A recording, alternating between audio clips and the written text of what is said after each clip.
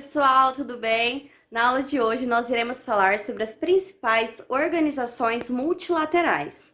Lembrando que essa é a explicação do mesmo PDF que eu já encaminhei para vocês na semana passada.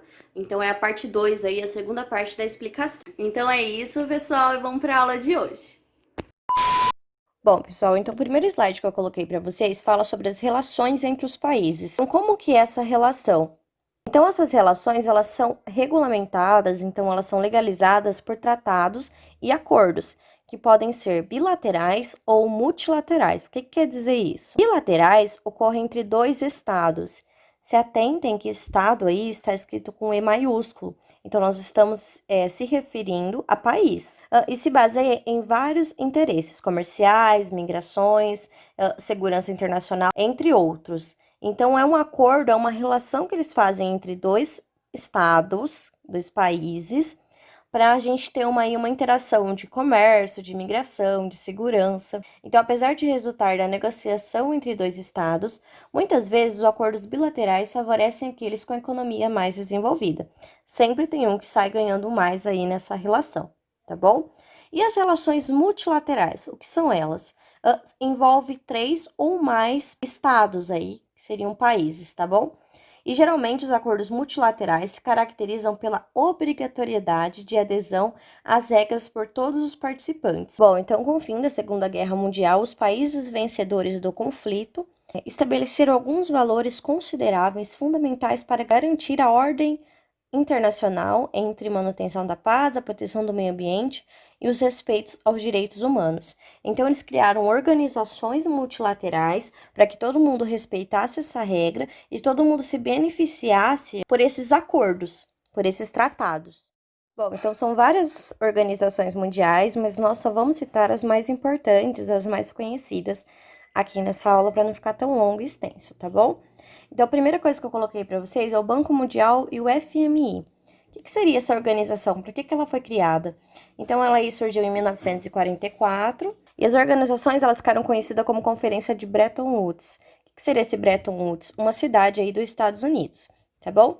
Então, estabeleceu os pilares atuais do sistema monetário e financeiro internacionais.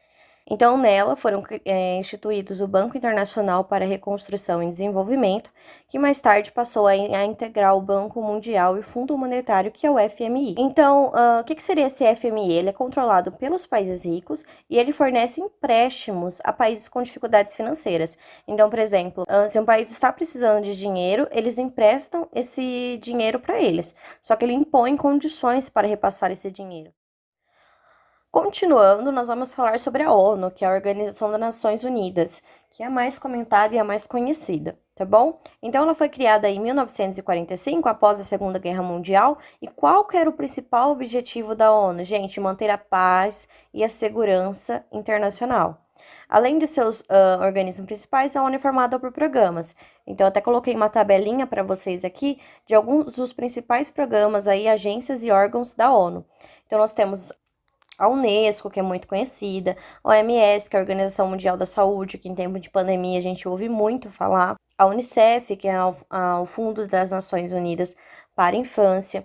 Então, nós temos vários programas dentro da ONU, tá bom? Depois a gente vai comentar um pouquinho sobre eles. Então, a Assembleia Geral, da qual participam os países membros da organização, é um espaço de discussão, análise e decisão sobre os mais diversos assuntos de âmbito internacional. Então, como a ONU tem vários programas, ela embarca em vários setores. Então, a educação, a economia, a saúde das crianças, a saúde pública em modo geral. Então, em tempo de pandemia, tudo o que a OMS fala, que a Organização Mundial da Saúde fala, é seguido pelos outros países, tá bom? Os permanentes têm poder de veto, mesmo que a princípio uma resolução seja aceita pelo Conselho da Assembleia. Ela não será oficializada em caso de veto de um desses países. Então, pessoal, os países membros pertencentes e permanentes da ONU, eles têm poder de vetar alguma opinião. Então, se a ONU fazer um determinado acordo, um determinado pronunciamento, aquele país achar que está errado, ele tem o poder de veto. Há ainda o Conselho de Segurança da ONU, que tem 15 membros, 5 deles permanentes. Então, nós temos aí a China, os Estados Unidos, a Rússia, a França e o Reino Unido. Então, esses 5 são permanentes. A Unesco é um dos principais organismos que interagem com a ONU. Então, vamos ver a tabela a seguir aí, comentar só sobre os principais dessa tabela. Então, a Unesco, que é a Organização das Nações Unidas para Educação, Ciência e Cultura.